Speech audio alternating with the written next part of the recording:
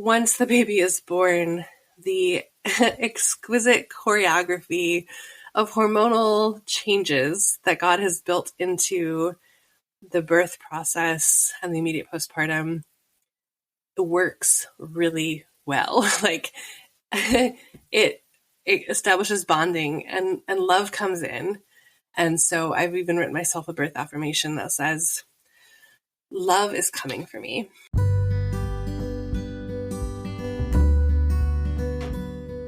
Holy Wild Birth is a podcast embracing the reclamation of giving birth, rooted in God's original design, undisturbed. Here, we share homebirth stories highlighting God's presence as the great midwife, as well as conversations about all aspects of a holistic, spirit-led childbearing year. From the perspectives of myself, traditional midwife Lauren Hall of Rooted in Eden Private Contract Association, and me, holistic doula and birthkeeper Brooke Collier of Sister Birth. To choose a holy wild birth journey is to consecrate all your decisions unto the Lord. And to reclaim creation unadulterated by centuries of human attempts to control and improve upon what God has already called good. Please remember, birth is not a medical event, but a natural process. We are not your care providers, and this should not be taken as medical advice. I've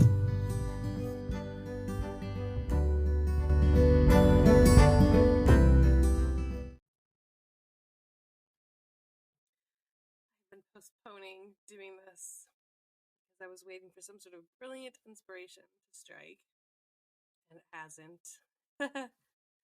But I am now 38 weeks pregnant, and I really just have it in my heart to, in some way, shape, or form, share a very personal look at my own pregnancy and the story of this baby so far, knowing that later, after he's here in my arms, I can come back and record an episode about his birth as well. So I'm probably just going to end up rambling. It's probably going to sound a lot like you're sitting down with your friend and she's just rambling about all the things. I didn't structure this. I didn't pre-write an outline. Nothing. And it's just me here. I have no one else here recording with me. So I thought I'd back it up first to what happened before this baby came to be in my womb. This is our 6th living child. And he was preceded by our 5th, who was a complete surprise. We thought we were done having babies. We were trying to close down shop and move on to the next season of our lives. And then we got a very surprising positive pregnancy test. Still surprises me, seems so unlikely that she came to be. And there's something about having her join our family that I think really broke us open and made us realize maybe we didn't want to have such tight control over our family size, that maybe we were going to be more open in the future. And I distinctly remember having a conversation this past August of 2021, where we just kind of had this talk about what about if we did have another baby? What if we opened ourselves up to that with intentionality? And had this kind of moment of agreement after a concert we attended. And from that moment forward, stopped trying to prevent and even slightly started trying to conceive. And the first 2 times, we conceived easily, really easily, but lost the first one at not even quite 5 weeks, and the second one at a little over 6 weeks. 2 months in a row, a loss, which would technically be called a chemical pregnancy. And at that point, I remember just feeling I thought God was inviting us to open ourselves up to this, because I kept seeing this little boy. I know it sounds woo-woo, but I kept seeing this little boy everywhere, in my dreams and in my waking life, and just sensing this presence of this other little boy. And I just felt like there was this person who wanted to come be in our family, and I wanted to be open to that. And yet here we are having losses. And at this point, I am 41 years old. I think that's right. And so just aware, and I think really fearful that maybe it was too late. Maybe my body wasn't able to do this thing anymore. So I actually started myself on a protocol of some fertility supporting herbs and supplements and teas and just kept praying and hoping and staying open. We took a break off from even being open to it after the second of the 2 losses. And then the month after that, month off, we didn't conceive even though we tried. And then after that, we conceived the one who is now still here in my body. And I think that because of what preceded it, there has been some fear and trembling for me that I have had trouble trusting that this one's actually going to stay around too. A lot of anxiety in the first trimester, especially, and some topical progesterone use, not because I ever tested my levels, but just because I thought to myself, I'm getting older. I've just had these chemical pregnancies, a couple in a row, and I think that it might be good to support myself in this way. And yet, time has marched on, and he's stuck around. And, but emotionally connecting and trusting has been tricky for me, honestly. And it has also been, especially in the middle, like second trimester and early third, I have been incredibly uncomfortable physically, just struggling with some symptoms I've never had before, some aches and pains, things that it just feels harder in my body than it has felt with any of my previous pregnancies. And I have to assume that that's partly because it's my 6th child and partly because of my age.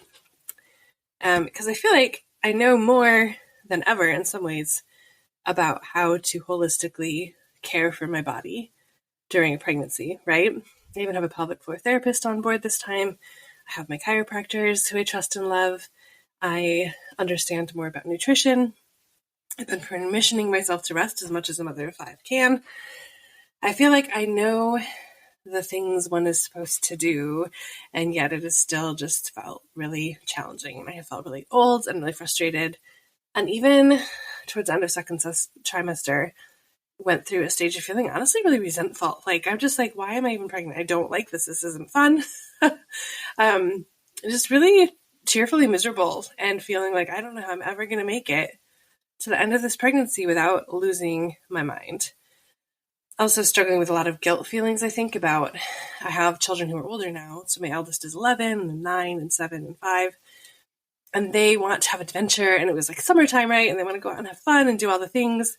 And I feel like I can't keep up with them. I just can't even keep up with my own children. And that felt really terrible. And I felt a lot of guilt around it. And there's times when I would project into the future of like, oh my gosh, I'm still going to have a kid at home when I'm 60.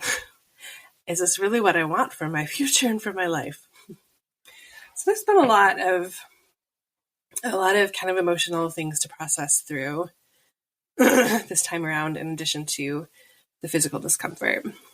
Another really interesting element, which I think I talked about in one of our earlier episodes of the podcast, was that while our 5th birth was a free birth, and I really loved it, my husband did not love it for a few reasons, that most significant of which is probably that she required some assistance getting started and breathing, which I was able to provide. And by God's grace, she is well and thriving and amazing and no lasting bad impact from that. But it has landed as trauma for him. And so he said he was really scared to have another baby because he couldn't imagine having another free birth. Like, the thought of doing that again was just like so unwelcome to him. And so we had decided, I had told him that I'd be willing to discuss a midwife if I could find one that basically met my criteria. So we have a midwife this time again, and she's not the midwife that I used for my first 4 births for various reasons. And we didn't choose her until 20 weeks along, about, I think. So it's a new relationship for me. I'd only met her twice before while attending a birth with her, where I was the birth photographer and she was the midwife. So she was not super familiar to me. And we've had to just build a relationship from the ground up. But to her credit, I do feel really seen by her and heard, and I can see her really, really just working to meet me where I'm at and respect just who I am and what I want for this birth. She's asked me for as many details as I can give her in a birth plan. I feel like often with a home birth, you don't really feel like you need to write up a birth plan because the kind of baseline assumption is that your midwife is probably on the same page with you about most major interventions and such. But in my case, she knew that I'm a little bit of a free birther at heart. And so I wrote up a really detailed list of preferences for her for each stage of labor and early postpartum. And she has been incredibly accommodating and understanding about that. And also very open-handed about my decision to turn down pretty much every bit of prenatal testing that there is. We've had no ultrasounds, no GPS testing, no GD testing. What else? No lab work at all of any sort. And so the only things I've been doing are essentially urine test strips and fundal height measurements and listening to baby's heart, not even at every appointment. And my prenatal appointments have been very spaced out, like more than would be typical. We're not on the classic schedule at all, partly just because it's my 6th baby and that feels just excessive, you know? That's probably the biggest reason. It's hard to get to appointments with 5 kids, and she has been coming to my house to do prenatals a little bit more than she might usually. She usually sees clients in an office in her home, which is so delightful and darling. But she's been coming out to me, just knowing that as a mom of 5 other kids, that's easier on me. So I really appreciate that. And slowly, I think, just sinking into trust and like acceptance of like her presence and her role in our birth story this time. Let's see. One thing that has been tricky for me in this pregnancy is food. Even though I know all the things one is supposed to do and how important calories are and dense nutrition, and have learned a lot in the last few years about pro-metabolic eating and a little bit about the root cause protocol, both of which are, I think, amazing, true, and wise kind of guidelines for eating both in pregnancy and beyond. But what's in my head and that knowledge I have that I affirm with my mouth and my mind has not very easily lined up with what my body wants to do. So, for instance, I feel hungry a lot, but nothing sounds good. And that's been really frustrating. So getting in enough calories has been a real challenge. And including some protein-heavy foods have actually even made me gag this time around. Like eating meat, I'll just start gagging on it randomly. So that's been a real trouble. And I'm seeing it a little bit right now at week 38. I just have a bit of swelling and my blood pressure is creeping up a little. I'm not alarmed about it because my own starting blood pressure is super low. When I'm not pregnant, I'm usually kind of like in the 96/60 something range, like really low blood pressure. So for me to be creeping up between 120 and 130 for my top number and 80 for my bottom, that's high for me. So it makes me a little bit uncomfortable, but it's not like clinically alarming. But it tells me that I do need to do some work in these last couple of weeks to just really up my caloric intake and focus on protein and getting in enough salt and so on and so forth. So that's going to be my challenge until the baby comes. Let's see. My nesting process is coming along really nicely. I've been collecting birth supplies for like many weeks, just a little bit here, a little bit there, as well as things for the new baby. And they're all currently sitting in a pile in the room that I'm in right now, waiting for Friday, just a couple days from now, when my sister-in-law is going to come over and we're going to do some nesting together, which I'm really excited about, to just have her do that with me. Sorting baby clothes, getting the birth supplies set up in appropriate ways that are easily accessible for the midwife and myself. Prepping the room in which I will be probably giving birth, and which will later be the baby's room that he will probably never sleep in, or very rarely, because we do co-sleep, and he will be in our room with us and in our bed with us for a very long time.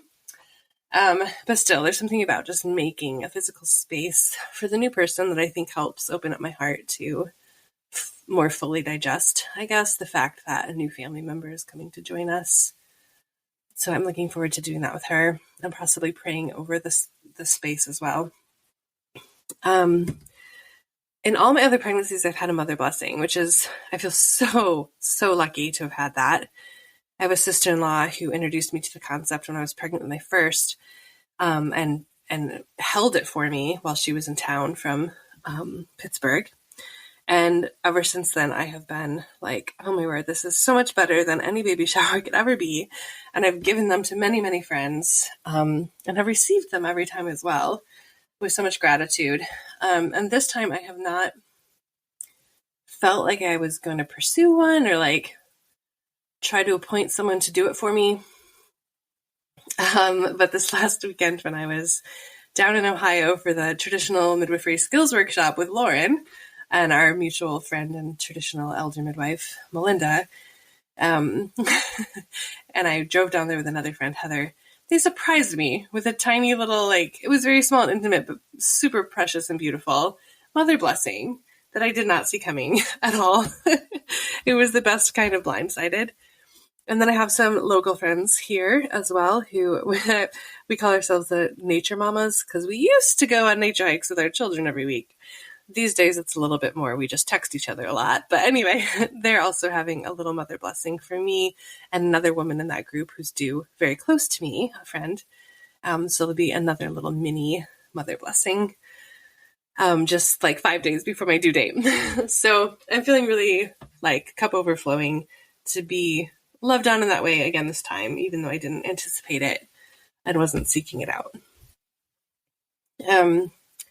Gearing up for postpartum has been another big thing, of course, because that's really important. Like, I feel very strongly that we can't just plan for the birth. We have to also plan for what lies beyond it. And I feel like each time we've gotten better at postpartum at our house. I'm really grateful because my husband is fully on board with and understands the idea of like a lying in period and the first 40 days and supports me staying in bed and in our room for 2 whole weeks after I give birth. And serves me really well in that space, backs me up on how important it is, and that matters a lot. So we are finding that as we have more children, we need more external help in order to meet the goals that we have for a restful, restorative healing postpartum. So we brought on board a holistic postpartum doula who is a friend of ours and just kind of actually at the beginning end of her like naturopathic holistic training in postpartum doulaing, but she was a postpartum doula before. She's just kind of adding on to it to be more aligned with the kind of postpartum doula she wants to be. And so I'm really excited to have her and to give her even permission to kind of try out some of the new modalities she'll be learning in the coming weeks at her school, which is a naturopathic school. And then we also have my mom on board. We've asked her to play a couple of specific roles for us this time around, one of which is just to take the other 5 children once a week somewhere other than here, whether to her house or on an outing or an adventure, so that my husband and I can just be home with this new baby and enjoy a quiet house and some bonding without interruption. And then the other thing she's going to do is come by once or twice a week for a chunk of a few hours and just be what I'm calling intentionally present. So just another adult in the house who kind of proactively sees things that need to get done, can respond to the children's needs, help prepare food, fold laundry, light housekeeping. Whereas the postpartum doula is going to be doing more of what I have called mother care. I've asked her to just really like take care of me and keep my space in my bedroom really sacred and lovely, and preparable tinctures, and just sit and hold space with me and freshen the room and just tend to me and spoil me a little bit. So I'm feeling really good about what we have lined up there, and we'll have a meal train too, of course. Meal trains have always served us shockingly well. In fact, I have never once stocked up meals for postpartum, which sounds ridiculous to say out loud. This time I actually have. I've done as much as I can with the amount of freezer space that I have available, which isn't a ton, but it's definitely better than nothing. Like, I definitely have more put away this time than I ever have before, and that feels really good. I'm really excited for that. I decided to do freezer meals that aren't pre-cooked, but it's basically all the raw ingredients in silicone gallon bags in the freezer that can be dumped into an Instant Pot and cooked so that it is a pretty fresh thing to eat. So it's nice to be having an autumn baby this time because things like soups and Instant Pot stews and stuff are going to feel and just taste really good, I think. What else? What else do I want to say? Spiritually, this has been a really quiet pregnancy. In fact, for as much as I felt and sensed like the presence of this little person before we conceived, he's been very quiet and has felt very hidden and veiled during the actual pregnancy, which has been a little disconcerting to me. It's felt really hard to connect and bond with this little one. I find myself not naturally talking to him often, or I don't know. He just feels really mysterious. And I have been wrestling with that for sure. Just not feeling very bonded or even very excited. And that's not a fun thing to admit. But I'm saying it because I don't think I can be the only one. So if you relate to that, maybe you can just know that you're not alone. And I just keep reminding myself what I have seen be true so many times with so many of the women I've walked with as a doula or a friend, right? That once the baby is born, the exquisite choreography of hormonal changes that God has built into the birth process and the immediate postpartum works really well. Like it establishes bonding and love comes in. And so I've even written myself a birth affirmation that says, love is coming for me. And just really trusting that, like trusting that God's design for bonding mothers and children together through an undisturbed birth, it works. And I can take that to the bank. And I don't have to get frantic or try to force feelings right now that just aren't coming easily at this particular moment. At 38 weeks, of course, I'm technically, could go any minute, as they say. But I've never had a baby before my due date. My first was 41 and 3, which is like, if you didn't already know this, exactly the statistically stereotypical time for a firstborn baby to come. So that was pretty typical. But then my second was right on his due date. My third was 1 day after his due date. My fourth was 2 days after her due date. And so I was thinking, I have a normal gestation. I apparently give birth in the 40th week. That's probably my normal. So imagine my shock and surprise and extreme discouragement and impatience when my fifth came at 42 and 3. I didn't see that coming at all. And so it's totally throwing me for a loop. With this pregnancy, I'm like, okay, so was my fifth baby an outlier and just a fluke kind of weird thing that she stayed in that long? Or is that my new normal? It's because I'm older, do I have to hold my babies in longer? I will say this. I know several midwives who have told me that they have observed in 2020, which was the year my fifth baby was born, that many women were just holding their babies in longer. And the working theory there is that there was so much stress and fear and uncertainty, in the collective consciousness and in our country and the world at that time, that we just had stress hormones coursing through our bodies. And as you may know, stress hormones are the enemy of birth hormones. You can't really have both at the same time. So I'm kind of hoping that the reason she stayed in that long was because of that, and that this time will be different. But we will see. Time will tell. What else? Oh, somebody had asked me online how I told my husband. So this is backing up. How I told my husband we were pregnant this time. It was actually really unremarkable because honestly, you remember I said I had those 2 chemical pregnancies. And so I had told him about those in a kind of special way, thoughtful, with a little bit of creativity. I mean, it's my 6th baby. I'm not super creative anymore. But So after 2 losses, I think by the time I got a positive for the baby that's still here, I just didn't even try. I just was like, I think I was like, saw him in the garage and was just like, oh, so I peed on a stick this morning. It was positive. We'll see. I was almost callous. It wasn't cute or creative at all. And so he was like, oh, okay. Yeah. So no real good story there. What else? Yeah, naming. We don't really have a name. I mean, I think we have it down to top 2 contenders. My husband doesn't like one of the contenders at all, though. So it may be that we just have one. The middle name we're sure about. It's a significant historical figure and saint that has meant something to my husband and I, and in our ministry life. So that feels like a good fit. It's just that first name that I'm still a little bit hung up on. One of the reasons is because actually both of our top contenders for a first name start with letters of the alphabet that I already have children with those letters as their first initials. And I don't like that. I know some people intentionally name their children all with the same first initial, but I'm more in the camp of like, I want everyone to have a different initial. That's probably the Enneagram 4 in me, right? I want everyone to be unique and an individual.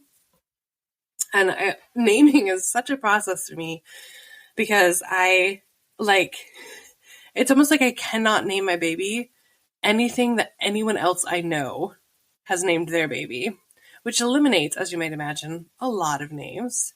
And then on top of that, I need it to feel very meaningful. Like the meaning of the name matters to me a lot.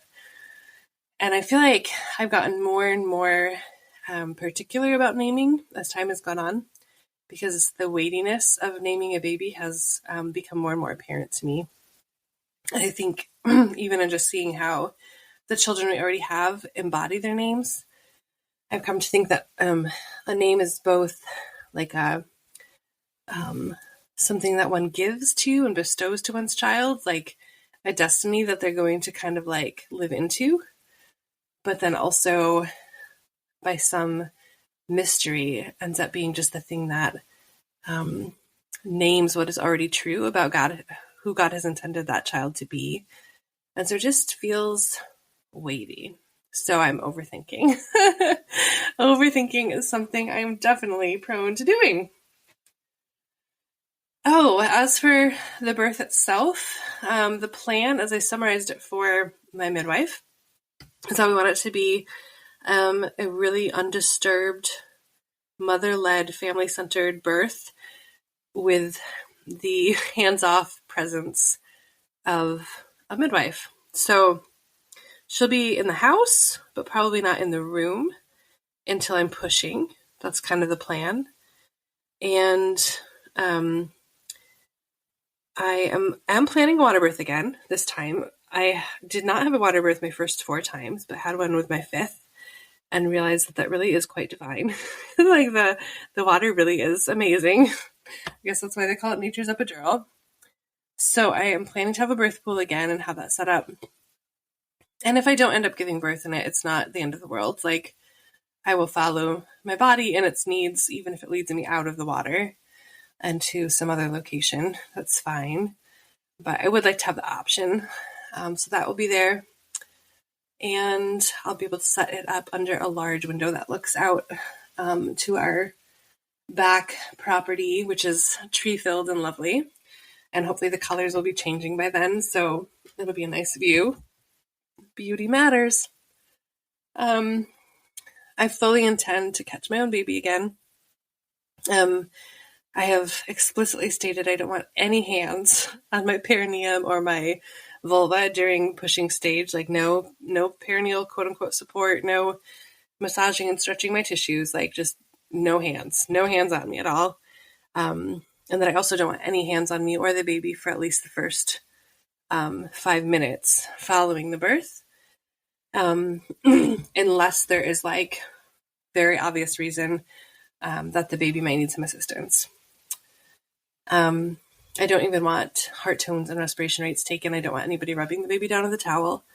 None of that. No hands on him except me, my own, and my husband's and my kids. And I also ask everyone to be quiet, like anyone who's not a family member, to even refrain from talking for the first up to 5 minutes, so that the first voices our baby hears are those of his family. I did get a birth photographer again, which I wasn't going to. I thought I would train up my 11-year-old daughter to do it, because last time she had a little kitty camera and she took a lot of pictures and it was really sweet.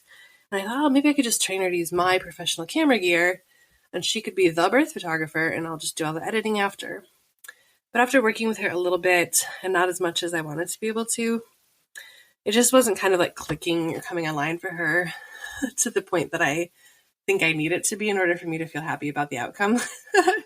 So, and furthermore, I started to realize if she was in charge of taking all the pictures, then she wouldn't be in any of the pictures and it would limit her ways of interacting otherwise. So kind of last minute, just last week, I ended up hiring a friend who's a birth photographer. So she is on deck for that. And my eldest daughter will probably still take photos, but at least the pressure doesn't all rest on her. Per my usual, I anticipate, if possible, laboring alone for the first while until I'm in active labor.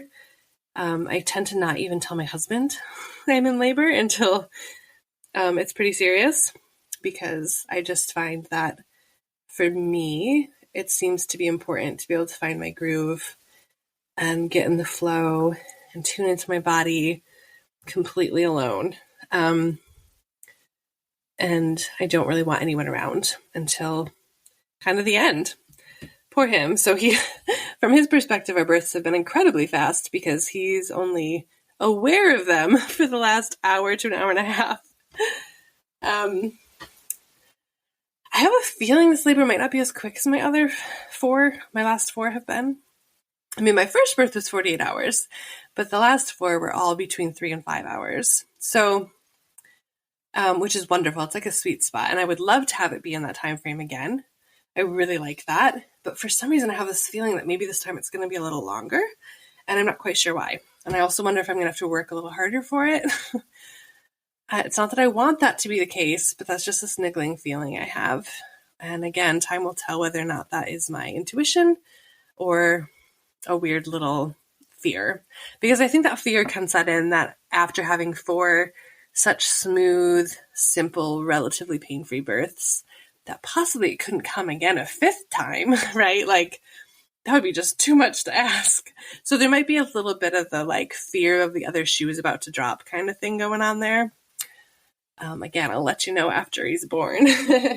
But trying to just be mentally prepared for a possibly longer, possibly harder labor, and possibly having another 42-weeker. I just feel like I need to be mentally prepared for any of that. But would be, of course, delighted if this baby came at about 40 weeks in a 3 to 5 hour long labor. That's a better birth. That would be wonderful. Yeah, so I think that's about it. I'm wishing this was live so I could take a couple questions if there were any, but it's not. So I just hope that hearing this was kind of like at least vaguely amusing and interesting to you. And I can't wait to be able to come back after he's born and tell the story. I anticipate maybe having Lauren join me for that one. Maybe I'll just tell her the story and we'll record it. So thank you for being here. Thank you for listening. Thank you for caring. Oh, and one more thing. I decided to launch a little bit of a little gift, I guess, as I enter into my maternity leave time here, which is namely a free 3-part workshop that I call the Faith-Filled Home Birth Challenge. It's a 3-part video series that will just get sent straight to your email inbox. And it covers really, each day has a different topic. The first video is kind of about like the pain aspect of birth and a kind of a unique angle on that. And the second day is about how not to really need your midwife, and just kind of like about autonomy and personal responsibility and being your own primary care provider. And then the third day is about specific ways to integrate and invite the presence of God into your birth. And so I've run this challenge live a couple of times in the past and gotten just really great feedback. So I thought I would just make it in a what they call evergreen form, meaning you can access it at any time instead of having to throw another live event. So if that's something you're interested in, there will be a link to it in the show notes for sure. And I would love to just be able to give that to you for wherever you are in your journey as you prepare for your baby if you are pregnant. So that's my little parting gift before maternity leave starts. And the podcast isn't really going to slow down. Even while I'm kind of on maternity leave, Lauren and I have stacked up enough episodes in advance that I don't think we're going to miss a beat here. So keep tuning in every week. And thanks again for being here.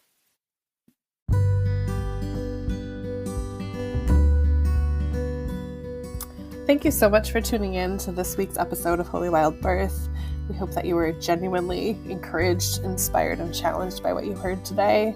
If you're loving what you hear, please make sure that you share it. Leave reviews. That helps other mamas find this content as well. And don't forget to read the show notes, okay? Because that's where you can find our email address if you want to reach out to us and start a conversation. It's also where you'll find free offerings as well as invitations to work with me and or Lauren. We can't wait to get to know you. See you next week.